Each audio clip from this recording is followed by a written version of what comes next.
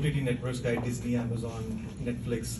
اب اگر ہم دیکھتے ہیں تو انڈین بھی جتنی موویز آگے آ رہی ہیں یا جتنے سیزنز آ رہے ہیں وہ سب اسی کے اوپر ریلیز ہو رہے ہیں. تو اس کا تعلق تھوڑا جیوگرافی سے ہو جاتا ہے, جو آپ نے بھی سوال کیا. انفارچونیٹلی جہاں پاکستان ہے strategically, India is the region, کیونکہ وہ بڑا ملک ہے, تو جتنے بھی ہیڈ آفیسز ہیں وہ انڈیا میں ہیں.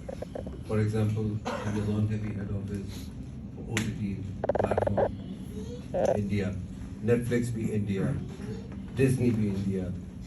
تو وہ زیادہ تر کیا ہو رہا ہے کہ میں اگر کوئی کانٹینٹ لے کے جاتا ہوں, امریکہ میں آتا ہوں, LA گیا میں, اور میں جا کے ان کے CEO سے بھی ملا, انہوں نے کہا یار this is an Hindi content, you just go to the region, they will approve it.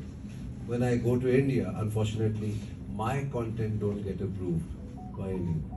دعا کیجئے کہ ہمارے پاس بھی ملک میں ہیڈ آفیسز کھلے اٹھ کے, تاکہ ہم اوریجنل کانٹینٹ دے سکیں. ابھی تک اوریجنل نہیں ہے, ری رن آ رہے ہیں. ایک ابھی ہم نیٹ ورک کچھ اوریجنل کانٹینٹ بنا رہا ہے, کیا پتہ وہ لوپ ہولو ہمارے